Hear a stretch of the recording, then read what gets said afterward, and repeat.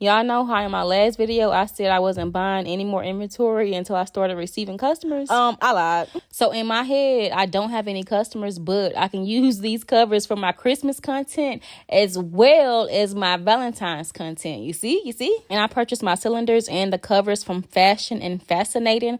Google, y'all. Google search. That's how I found them. So these are the cylinders that I purchased for my daughter's birthday. And y'all know how I was happy about my first customer. Y'all put a nasty taste in my mouth. She returned my items back late, as well as one of my arches was bent. So we will be doing a contract/rental agreement in the videos to come, y'all, because I can't have it. So these are the cylinders, you guys. The covers. I do love the look that it gives. I want to try some off of Shein as well. So I don't discriminate, okay? These cylinders were $40 and Shein be having some for way cheaper. So I am going to try Shein, y'all. So that's all for this video. I will see you guys in my next video. And if you haven't already, please like and subscribe.